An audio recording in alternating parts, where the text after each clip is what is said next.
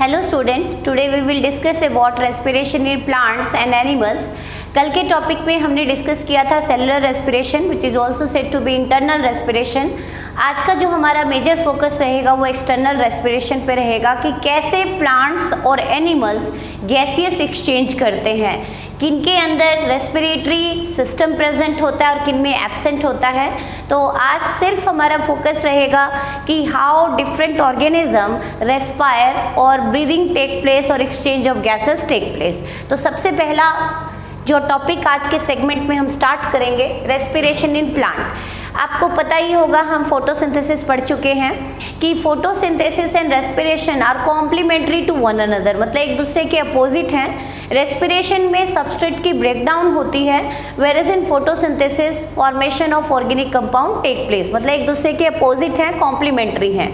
तो प्लांट्स की यदि हम बात करें तो प्लांट्स के अंदर कोई स्पेशलाइज्ड रेस्पिरेटरी सिस्टम या रेस्पिरेटरी ऑर्गन्स नहीं होते।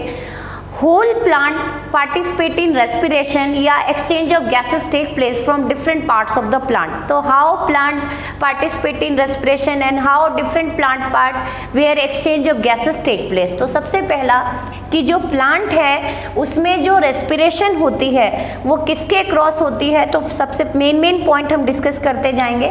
इन plants there is no specialised respiratory organ. In plants there is no specialized respiratory organ, respiratory organs और सिस्टम। कोई स्पेशलाइज्ड ऑर्गन और सिस्टम नहीं होता प्लांट के अंदर। किस चीज़ के लिए बेटा? For exchange of metabolic gases, O2 और CO2 को बाहर निकालने के लिए कोई स्पेशलाइज्ड ऑर्गन नहीं है। Tiny pores are located like stomata, lenticels, root hair, वो सब हम पढ़ेंगे। Respiration in plant it is across या how respiration in plant operated, तो it is operated via diffusion. आपसे सिंपली पूछा जाए कि प्लांट्स के अंदर जो मेटाबॉलिक गैसेस का एक्सचेंज है वो किसके ऊपर डिपेंड करता है बेटा? डिफ्यूजन पे। तो diffusion is responsible for exchange of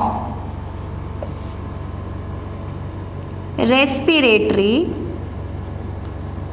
और metabolic gases. Here metabolic gases are the gases which produced in metabolism and this include O2 and CO2, oxygen and carbon dioxide. So how plant respire and how the respiration of plant different from animals. Animals से कैसे differ करती है? तो यदि animals की बात करें तो animals require constant supply of energy, या आप कहें कि animals के अंदर energy की demand ज़्यादा होती है plants के comparison में। तो animals evolve specialized respiratory organs or system, whereas in plants these respiratory organ and systems are absent. तो how plant respire and how the exchange of gases take place. तो in plants respiration occur across, respiration in plant occur via different structure.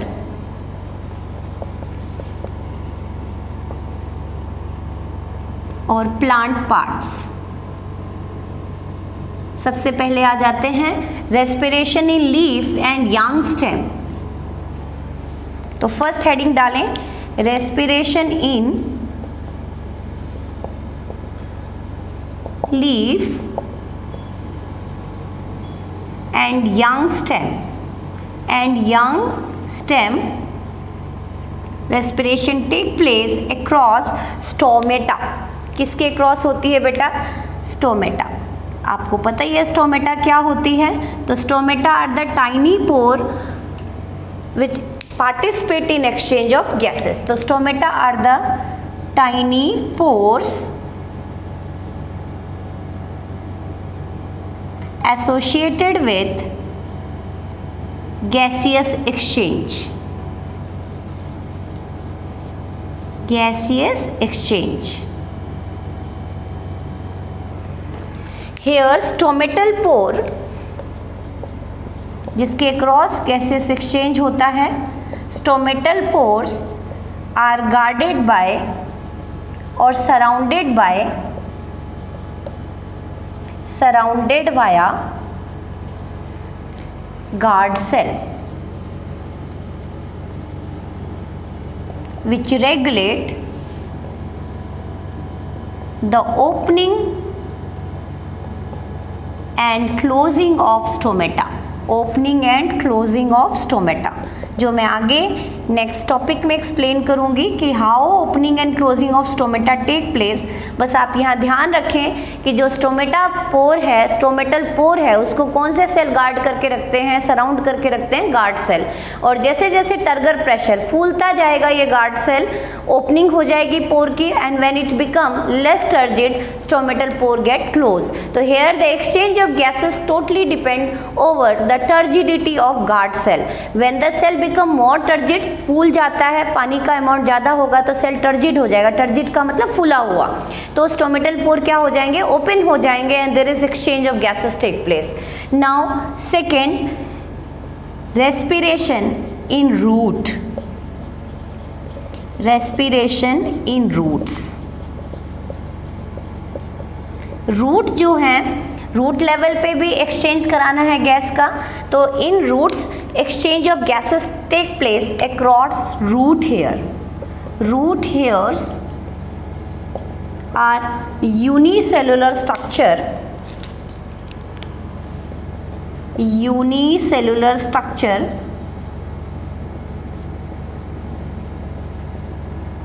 permeable to respiratory gases, that is O2 and CO2। यहाँ पे थोड़ा सा मैं आपको बता दूं कि यदि प्लांट वाटर लॉक्ड कंडीशन, आपने सुना होगा कि यदि हम प्रॉपर कंटिन्यू इरिगेट करते जाएं प्लांट को और पानी खड़ा रहे, लॉगिंग हो जाए वाटर लॉक्ड कंडीशन में, तो रूट हेयर को प्रॉपर ऑक्सीजन सप्लाई शुरू नहीं मिलेगी, and it lead to anaerobic respiration, या root start undergoing anaerobic respiration. And anaerobic respiration alcohol is produced and this alcohol lead to wilting and death of the plant. तो here write down the important concept for NTSC. Here explain, in waterlogged soil, in waterlogged soil, what do you mean by waterlogged soil बेटा? जब आप continuous irrigate करते जा रहे हो, proper drainage नहीं है, ऑक्सीजन सप्लाई ब्लॉक हो गई रूट को, तो कैसी कंडीशन शुरू हो जाती है? तो in waterlogged soil root undergo anaerobic respiration, undergo anaerobic respiration and start producing alcohol, and start producing alcohol, and this alcohol which lead to wilting, plant सूख जाएगा, and death of the plant, death of the plant. तो आपने देखा होगा कि ज़रूरी नहीं है कि यदि पानी नहीं आप डाल रहे, यदि एक्सेस इरिगेट कर रहे हो अपने पोर्टेबल प्लांट को, या कॉन्टिन्यूस इरिगेशन हो रही है एग्रीकल्चर फील्ड में, तो due to water logging why plant get died? Because root undergo anaerobic respiration, and this is the most important question, frequent asking question in NTSC, why plant get died in water logged condition, and it is of due to anaerobic respiration in root. Now अब बात आती है कि आपको young stem leaf का structure clear हो गया, लेकिन बहुत बड़े बड़े वुडी प्लांट्स देखे होंगे आपने, बहुत बड़े, बहुत बिग साइज के, तो उनके अंदर बहुत ज़्यादा एक्सचेंज चाहिए गैसेस का, एंड स्टोमेटा और root hairs are not sufficient for the optimum supply of oxygen and exchange of CO2। तो उन प्लांट पार्ट्स में किसके थ्रू एक्सचेंज होता है उसके बारे में हम थोड़ा सा पढ़ेंगे। तो नाउ कम ओवर थर्ड कि how other structure which participate in respiration or exchange of gases. So first is stomata, second one is root hair, and third is in bark. छाल सुनी होगी आपने कि जैसे जैसे प्लांट की एज बढ़ती जाती है, its trunk और stem is covered with woody structure that is said to be bark, छाल जिसको बोलते हैं हम हिंदी में। तो थर्ड किसके थ्रू? in woody stem और trunk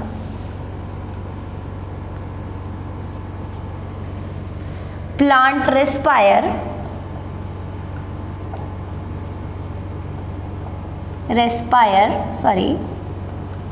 via lenticels. Important question है बेटा, क्या होते हैं lenticels?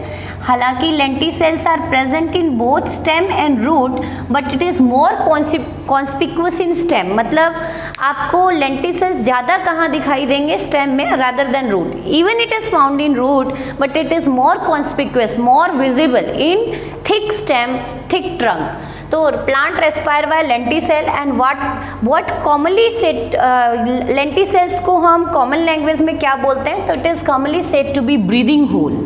It is said to be breathing hole in higher plants.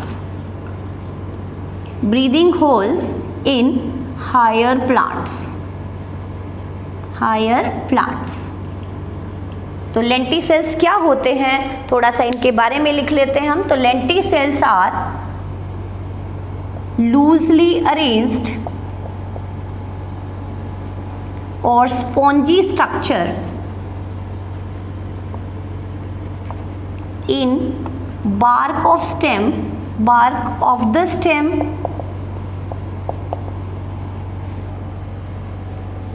which participate, composed of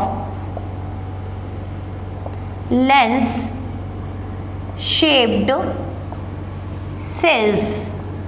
कैसे सेल से मिलके बने हैं ये? लेंस शेप्ड सेल से। That's why it is said to be lenticel. Lenti का मतलब लेंस, सेल का मतलब सेल। जो आप देखते हो तो कैसे शेप ऑफ सेल है इनमें? लेंस शेप सेल हैं। That's why this structure is said to be lenticels. तो composed of lens shape cell which participate in exchange of gases. Exchange of gases.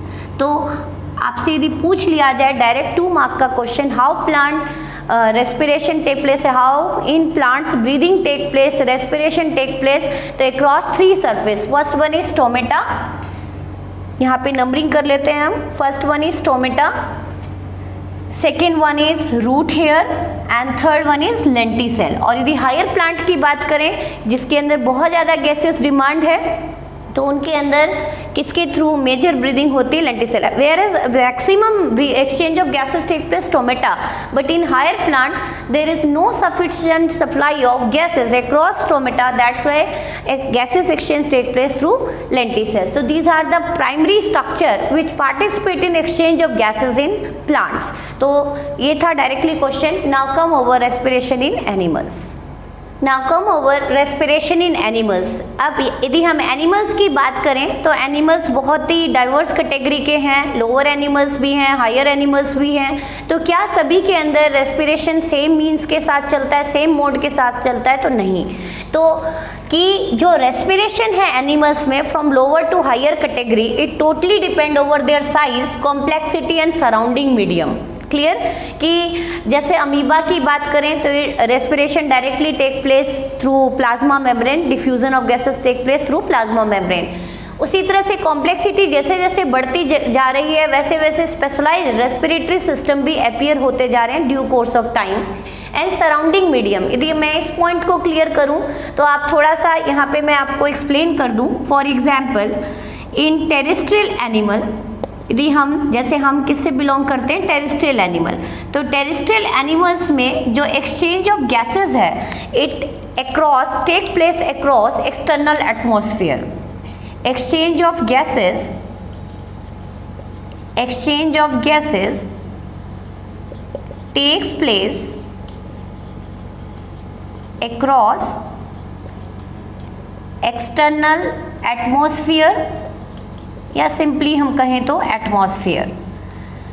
And in atmosphere the concentration of gases is more as compare to aquatic animal. For example in aquatic animals, ये question भी आता है बेटा कि जो aquatic animals हैं उनके अंदर जो रेस्पिरेटरी रिदम है, जो रेस्पिरेटरी रेट है वो टेरेस्ट्रियल एनिमल से ज़्यादा क्यों होता है? तो क्वेश्चन पूछा जाता है। तो in aquatic animal exchange of gases takes place across dissolved gases in water। एक क्वेश्चन पूछा जाता है बोर्ड में, why the respiratory rhythm of aquatic animal, question write down, why the respiratory rhythm और रेस्पिरेटरी रेट, इनहेल और exhale करने की rate ज़्यादा क्यों होती है? वाई द रेस्पिरेटरी रिदम और rate of aquatic animals are comparatively higher than terrestrial animal कि क्यों एक्वेटिक एनिमल्स, यदि हम फिशेस की बात करें तो उसकी रेस्पिरेटरी रिदम टेरेस्ट्रियल एनिमल के कंपैरिजन में ज़्यादा क्यों होती है? It is of due to low dissolved oxygen, या हम कहें कि low concentration of gases specially O2 in water is lower than air. Air के कंपैरिजन में वाटर के अंदर ऑक्सीजन की कॉन्सेंट्रेशन, पार्शियल प्रेशर कम होता है। That's why the respiratory rhythm of aquatic animal is higher as compare to terrestrial animal. Now come over the different respiratory structure in animals. Now last come over the type of respiration in animals, कि animals जो अलग अलग category के हैं, lower to higher category, unicellular to multicellular, वो किस means के through respire करते हैं, ब्रीदिंग करते हैं, एक्सचेंज ऑफ गैसेस को अलाउ करते हैं। तो सबसे पहला आ जाता है मोड ऑफ रेस्पिरेशन और type of respiration is diffusion, which is the simplest और primitive type of respiration which is found in unicellular organism. तो diffusion it is found in unicellular organism like amoeba, unicellular organisms like amoeba and paramecium, exchange of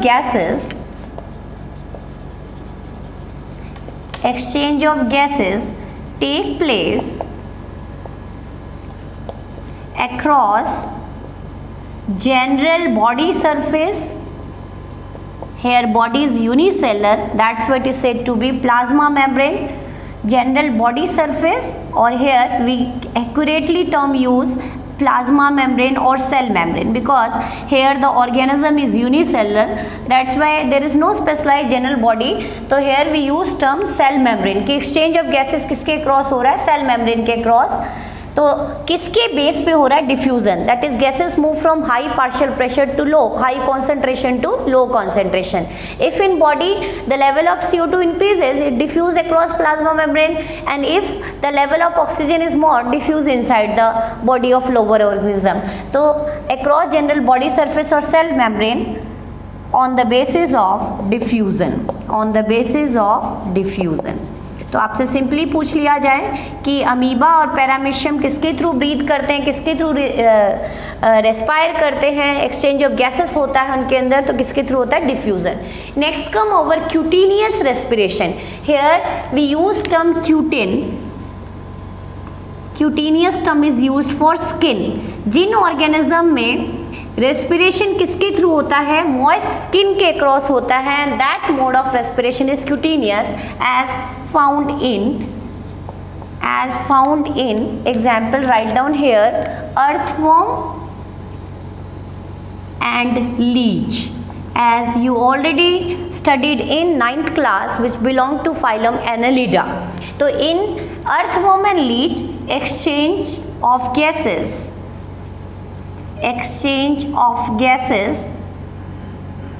takes place across moist skin, and it is generally found in those animal which are found in semi aquatic environment. semi aquatic आप कह सकते हैं damp soil. तो it is found in the organism, their habitat is आप कह सकते हैं semi aquatic और moist soil, जो कहाँ पे रहते हैं? moist, गीली मिट्टी में, because If the skin get dry, there is no exchange of gases take place and the animal or insect ultimate get died. Next come over branchial respiration. Branchial term here we use for gills. तो किनके अंदर आपने gills के through respiration सुना होगा? In fishes, prawn. तो first come over, branchial term is used for gills and it is found in like fishes, prawns, crabs, etc. मतलब restricted to which habitat? Aquatic habitat. तो branchial respiration where exchange of gases takes place across gills. किसके through हो रही है? Gills के through. और उस respiration को, उस mode of exchange of gases को हम क्या बोलते हैं? Branchial respiration. Here I explain diagrammatically. For example आपने फिशेस को देखा ही होगा. यदि थोड़ा सा सिंप्लीफाइड करा दूं मैं आपको कि ये होता है ऑपरकुलम, जो उसकी गिल कवरिंग होती है, जो उसके गिल्स को कवर करके रखती है. तो यदि मैं सिंपली बोलूं कि नॉर्मल कंडीशन में वाटर एंटर कर रहा है बेटा, water enter across mouth and this water is rich in oxygen, rich in dissolved oxygen. तो ये फिश जब कैसे रेस्पायर करती है, आप ध्यान से देखें, यहाँ पे छोटे छोटे आपको पोर्स दिखाई दे रहे हैं and that structure is said to be gills and that gills is covered with gill cover and that cover is said to be operculum. इसको क्या बोलते हैं हम? Operculum, Gill covering. नॉर्मली जब पानी एंटर कर रहा है तो गिल क्या है बेटा? क्लोज्ड है. लेकिन अब गिल के अक्रॉस एक्सचेंज होगा, ऑक्सीजन कहाँ आ जाएगी? ब्लड में. और CO2 ब्लड से कहाँ चली जाएगी? गिल्स में. और गिल से वो क्या निकलेगी? बाहर निकलेगी. तो अभी पानी आ रहा है बेटा और इस वाटर में क्या है? रिच ऑक्सीजन रिच है. और जो गिल्स हैं where exchange of gases take place, O2 enter inside the blood and CO2 goes outside. तो अभी तक जो ओपरकुलम था वो क्लोज था, उसने गिल्स को पूरी तरह से क्या किया हुआ था? क्लोज. लेकिन जैसे ही एक्सचेंज हो जाता है गैसेस का, वैसे ही ओपरकुलम ओपन हो जाते हैं. Operculum get open and gill opening. Gills की ओपनिंग दिखाई दे रही है आपको. ये ओपरकुलम ऊपर की तरफ शिफ्ट हो गया बेटा. माउथ क्लोज्ड और यहाँ से वाटर बाहर निकलेगा. तो now operculum opened and water released outside across gills and this water is rich in CO2. तो how fishes breathing या respiration take place, how respiration take place in fishes. तो water किसके थ्रू एंटर कर रहा है बेटा? Mouth के through. exchange of gas take place across gills and after when the oxygen enter into blood and CO2 come across gills, this operculum get open and expose the gill surface and water released outside and that water is rich in CO2 and that mode of respiration is said to be branchial respiration. Now come over tracheal respiration. Tracheal respiration, trachea is tube like structure. Here we use term trachea. जैसे आपने wind pipe सुना है, लेकिन यहाँ पे थोड़ा सा कुछ अलग structure है. And this tracheal respiration is found in grasshopper,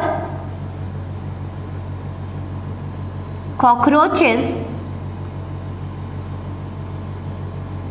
etc.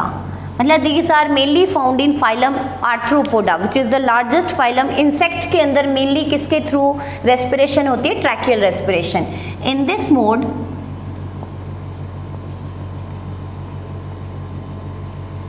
here insects bear tiny pores over the body surface through which air enter inside the body and then this air enter into a tube-like structure known as trachea. Structure को क्या बोलते हैं हम बेटा? Trachea. And this tube like structure is known as trachea, where exchange of gases take place and that mode of breathing or respiration is said to be tracheal respiration. So you must focus over the example, no need to learn the definition of every mode of respiration. So you just focus over example of different mode of respiration found in lower to higher animal. Next, last, which is the most advanced type of respiration or breathing, is said to be pulmonary. We use pulmonary term for lungs. Pulmonary term हम किसके लिए use करते हैं? Here pulmonary term is used for lungs. जैसे आपने cardiac term सुना होगा, हमने हार्ट के लिए यूज किया है. उसी तरह से अलग अलग ऑर्गन्स के लिए हम कुछ स्पेशलाइज्ड बायोलॉजिकल टर्म्स यूज करते हैं. तो पल्मोनरी टर्म हम किसके लिए यूज करते हैं? लंग्स. एंड किस किस एनिमल्स के अंदर जो ब्रीदिंग है, रेस्पिरेशन है, लंग्स के क्रॉस हो रही है? तो this pulmonary respiration is the most advanced type of respiration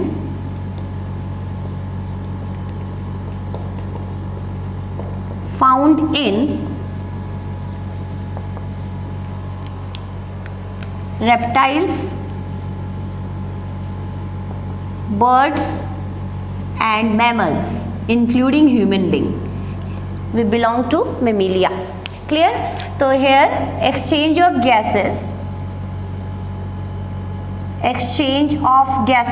metabolic gases, here metabolic gases is O2 and CO2.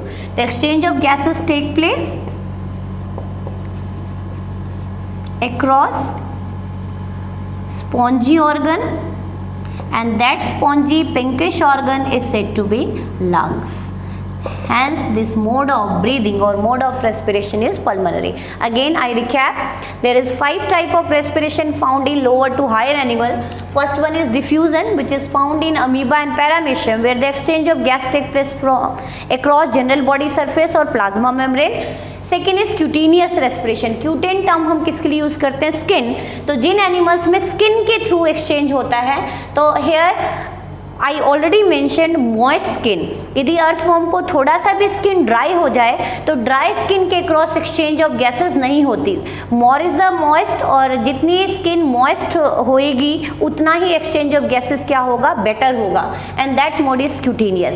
Third is branchial respiration. Branchial term use for gills. तो जिनके through gills के through breathing होती है, that mode of respiration is branchial. आपको बताया मैंने fishes में oxygenated या oxygen rich air water enter कर रहा है किसके थ्रू बेटा? माउथ के थ्रू.